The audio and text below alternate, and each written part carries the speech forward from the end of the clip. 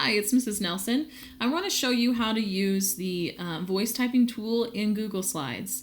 So in Google Slides, you can only use the voice typing tool in this bottom box that can't be seen when you present. It's called the speaker notes box. And usually someone will type some information, either exactly what they want to say or some keynotes so that they can speak from their notes while they're presenting to people. So when you present, you can see your speaker notes if you choose to show them. That way, people can look at your images or your graphs or your other information that you have on your slides, and then you can use the notes and talk more about that more easily and more freely with your prepared notes. But a cool thing that you can do is that you can use this speaker notes box to use the voice typing tool. So like we've seen in Google Docs, you can use voice typing to help you get onto the screen the things that you want to say.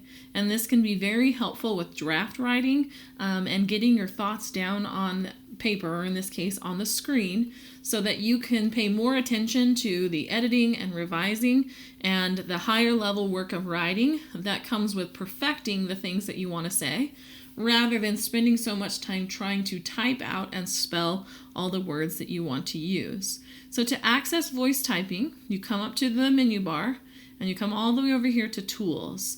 Voice typing is a tool to help you, so that's why it's underneath Tools. So click on Tools. You're going to come about halfway down. You'll see the microphone, just like we saw in Google Docs.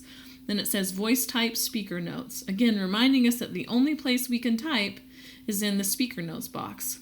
So I'm going to click on that, and then I will use the microphone just like I do in Google Docs to compose the sentences I want to use.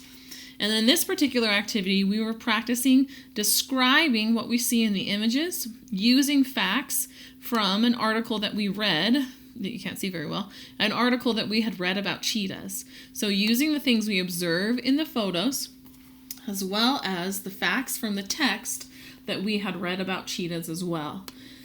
So I see in this picture that the cheetah's legs are all off the ground, and it's in a motion that makes me think that it is running. And you can see the background is blurred. So even though the cheetah is focused pretty well in the photograph, the background is blurred, suggesting to me that the photographer could only focus on one thing. And so that means the cheetah, compared to the background, is moving really fast. So I assume that this cheetah is running. And I read in my text that cheetah can run up to 70 miles per hour, or even faster than that. So I'm going to use that fact as part of my sentence to describe what is happening here. So I'm going to use the speaker notes option, or the voice typing option, to put this text I want on this slide in the speaker notes box. And then I'll show you what to do from there. This cheetah moves at full speed with all four legs off the ground, period. He is traveling... Let me erase that. That's not exactly what I wanted to say. So, he is most likely traveling about 70 miles per hour, period.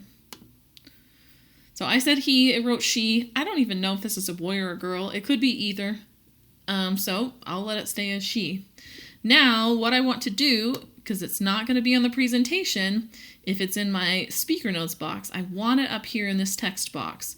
So I'm going to highlight the text, and then I'm going to use Control-C or Command-C to copy. And then I'll click inside the text box, and I'll use Control-V or Command-V, depending upon the unit you're using, to paste it into the box. Notice, though, that the text on this page, the font is larger, and it's a different style of font. And yes, I could come in here and see the type, style of font that it is, and the text size, and I could go in and change it. But I also have another way of doing that. If I want to match the rest of my presentation so that the text presents in a similar way, it's centered, or it's in the same font, in the same size, all those kinds of things, that if I want to keep those the same, then I can highlight even just one word from this text, and then I'm going to come up here and I'm going to click on this paint roller. And this paint roller is going to copy the formatting from this text box. So I'm going to copy this formatting, and then I'm going to paint it onto this other bit of text. So I'm going to highlight. In this case, it brings up a box that's going to highlight the text.